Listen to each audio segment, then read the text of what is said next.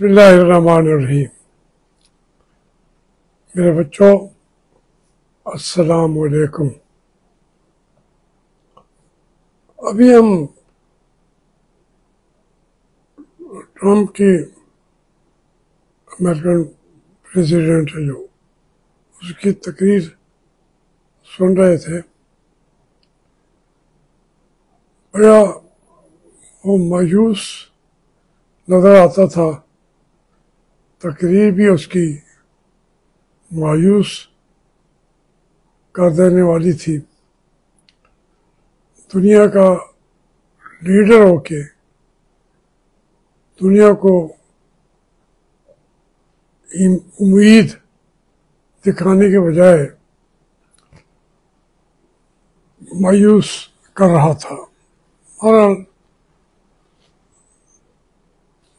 उससे हमारा ज़्यादा तक इस तकरीर से तो ताल्लुक़ नहीं होना चाहिए।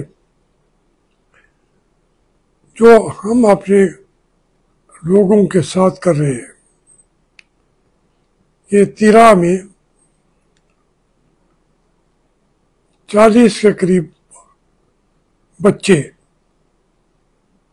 कत्ल हुए हैं। एक बच्चा भी किसी घर का कत्ल हो जाए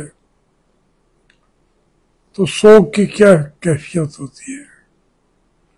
लाहौर में बैठे हुए लोगों के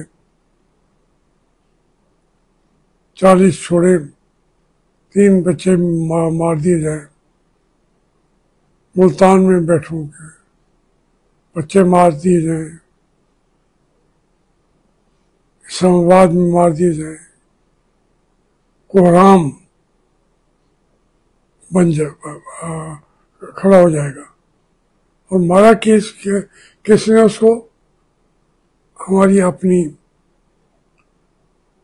आसिम मुनीर की पॉलिसियों के ऊपर अमल करते हुए हमने उन पर स्ट्राइक किया है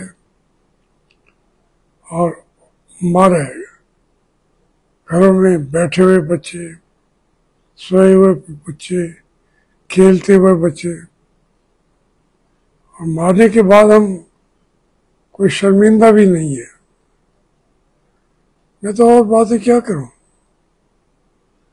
जिस मुल्क के अपने जर्नैल हमें कत्ल कर रहे हो, गिरफ्तार करना, या जैसे हम बैठे हैं, हमें तो किसी वक्त भी वो मुझे भी गिरफ्तार कर सकते हैं। बल्कि लोग परेशान होते हैं और मैं भी परेशान हो जाता हूँ कि मुझे क्यों नहीं गिरफ्तार करते। साफ ज़ाहिर है कि मैंने सारी ज़िंदगी इस जो बात आपसे करने की जसारत कर रहा हूँ, इस जसारत के लिए मैंने कीमत दी हुई है। मेरी बच्चों ने, मेरी फैमिली ने, मेरे दोस्तों ने, हम सब ने कीमत दी है। बार बार घर मेरा तोड़ दिया जाता है, मेरी प्रॉपर्टीज जो है उनको डिमोलिश किया जाता है। तो ये एक अजीब व गरीब मुल्क में हम रह रहे हैं जिससे हमेशा मसाइल का गोली से निकाला जाता है। अभी एक खबर आ रही थी कि फिर जाफर एक्सप्रेस के अंदर कोई धमाका हो गया है, वो से कितने लोग मारे जाते हैं। तो हम अपने घर के अंदर क्या कर रहे हैं। और वो तो ट्रम्प ऐलान कर चुका है कि उसने पाकिस्तान में आना ही आना है। जब अफगानिस्तान में आने की बात करते हैं, हम चुप कर जाते हैं कि पाकिस्तान में तो अमेरिका नहीं आ रहा। वही अमेरिका यहाँ पहले बैठा हुआ है। ये सारे जनरल एक एक करके आसिम मुनीर से لے کے نیچے تک یہ سارے کے سارے نوکر ہیں امریکہ کے. امریکہ تو بڑا بیٹھا ہوا ہے، ان کا ذرا رنگ کالا ہے. امریکہ ہم سمجھتے ہیں کہ جب آئے گا تو گورے ان کے ہوں گے جرنیل. نہیں ہے، امریکہ کے جرنیل بھی کالے ہیں. تو ہمارے یہ لوگ جو ہیں، ایک یہ ہو رہا ہے. دوسرا دیکھیں پاکستان کی معیشت کی بات دیکھیے. ابھی میں دیکھ رہا تھا 1.5 ارب ڈالر کی یا روپوں کی یا وہ گندم امپورٹ کی جائے گی. وہ کہتے ہیں کہ گندم 50% کم بوئی جائے گی. اب دیکھیں اس میں تھوڑی سی پالیسی اگر یہ بنا دیتے کہ یہی جو 1.5 ارب باہر بھیجے ہیں وہ اپنے کسانوں تک پیسے دے دیتے ان کو. آپ کو باہر سے خریدنے کی ضرورت نہیں تھی، فارن ایکسچینج کے خرچے کی ضرورت نہیں تھی. آپ کبھی یہ ان کسانوں کو یہ اتنی بڑی طاقت ہے کسان یا مزدور، آپ ان کو تو پوچھتے نہیں ہیں. اس ملک میں کسی کو سمجھ آئے گی کہ چینی مہنگی کی جاتی ہے تاکہ باہر سے سستی بھی ہو تو امپورٹ نہیں کرتے، لیکن جو یہاں پیدا ہوتی ہے چیزیں ان کو باہر اس وقت ایکسپورٹ کر دیتے ہیں. کسان سے تو مفت میں لے لیتے ہیں، اختیارات بھی ان کے پاس ہیں. تو اس طریقے سے پھر مجھے کہیں کہ میں انڈیویجولس کے اوپر کبھی بھی بات نہیں کرتا، سوائے جو ہماری افواج پاکستان ہیں ان کو آئینہ دکھاتا ہوں. میں ان سے پیار کرتا ہوں، لیکن اگر اس میں آئینے میں جب وہ اپنی شکل دیکھتے ہیں تو پھر مجھ پہ تشدد کرنے لگ جاتے ہیں، اپنے ملک کے بچوں کو مارنے شروع ہو جاتے ہیں، کیونکہ ان کی اصل شکل دکھاتے ہیں ہم لوگ آئینہ دکھا کے. اس کے اندر پکڑ لیں، بھیج دیں. لیکن ان کو دیکھنا چاہیے کہ قوم جو ہے وہ اس میں کے اندر بے چینی، یوتھ کے اندر بھی فرسٹریشن. پوری پاکستانی قوم نے ابھی لندن میں کیا اب امریکہ میں کیا کر رہے ہیں وہ. یہ تو کنونشن کر رہے تھے شہباز شریف صاحب، تو وہاں پاکستان دیکھ رہا تھا کہ کیا ہو رہا ہے. یہ بھاگتے ہیں باہر جا کے پالیسیاں طے کرانے. ان کو تو ملک سے باہر جانے کی اجازت بھی نہیں ہوتی. میاں نواز شریف کا دور لگ گیا ہے، وہ انہوں نے کہا میں باہر آ جاؤں، کم از کم اچھی شرائط پہ تو مزید ڈیل جو ہے وہ ری رائٹ ہو جائے. کوئی سیاست عوام کے لیے نہیں کرتا، لوگ ڈوب رہے ہیں. پنجاب کے اندر بھی یہ جو ہماری حکومت ہے پنجاب کی، لوگوں کے دکھ درد کو سمجھتی نہیں ہے.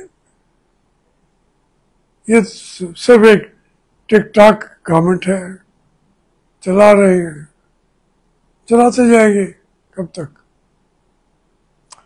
وہی قوم جو ہے اڈیالہ جیل کے باہر جا کے کھڑی ہو گئی ہے. آپ سمجھتے ہیں کہ ہم جو کچھ ہمیں ملنا ہے عاصم منیر سے ملنا ہے. پھر عاصم منیر جو ہے وہ بھی تو اس کے بدلے میں کچھ مانگے گا نا. وہ بیٹھا رہے گا 10 سال تک. ہم نہیں بیٹھنے دیں گے. میں تو یہی جنگ لڑ رہا ہوں. اگر میری جنگ کوئی سمجھتا ہے کہ مجھے کوئی فوبیا ہو گیا ہے، فوج کا فوبیا ہو گیا ہے، نہیں، میری فوج ہے، مجھے اس سے پیار ہے. روزانہ ان کی لاشیں اٹھا رہے ہیں آپ. اپنی زمین پہ جرنیل مارے جا رہے ہیں، سپاہی مارے جا رہے ہیں. میرے بچے ہیں وہ. پھر کہتے ہیں کبھی ان کا میں ان بیوقوفوں کو کہتے ہیں کہ جی وہ آپ کہتے ہیں لاشیں آ رہی ہیں. کبھی ان کے جنازوں میں گئے. میں تو تقریباً ہر جنازے میں جو بلوچستان میں بیچارے غریب مرتے ہیں، مزدور مرتے ہیں، وہاں پہنچتا ہوں. جہاں فوجی شہید ہو کے آتے ہیں ان کے جنازوں میں پہنچتا ہوں. لیکن میں کہتا ہوں ان کا بیچاروں کو کس نے اس بھٹی میں ڈالا ہے جہاں ان کی لاشیں آتی ہیں. میں ان کی دیکھ کے، بچے ان کے دیکھ کے کیا گزرتی ہے وہ پوری قوم کے اندر. اس کو ڈیسٹیبلائز کر دیا ہے ملک کو. ہماری فوج ہوتی ہے اسٹیبلٹی کے لیے. یہ فوج ہے ڈیسٹیبلائز کرنے کے لیے. ملک کے اندر کوئی نظام چلنے نہیں دینا، کوئی گورنمنٹ کو ٹکنے نہیں دینا. خواہ اپنے لے آتے ہیں تو ان سے بھی پھر تنگ ہو جاتے ہیں اور ان کو ان کا گلا گھونٹ دیتے ہیں. یہ ہماری یہ سیاست ہم کر رہے ہیں. اور پھر باتیں کرتے ہیں ہم ڈونلڈ ٹرمپ کی. وہ تو اس لیے کہ جب دنیا کے معاملات ہیں، جیسے آج جو غزہ ہے، آپ دیکھیں نا، غزہ تو اس وقت موجود تھا، کوئی آج کا شہر نہیں ہے. وہ 3000 سال سے زندہ شہر ہے غزہ. اور غزہ کے اندر 300 سالوں میں ہی انہوں نے بالادستی کسی کی قبول نہیں کی ہے.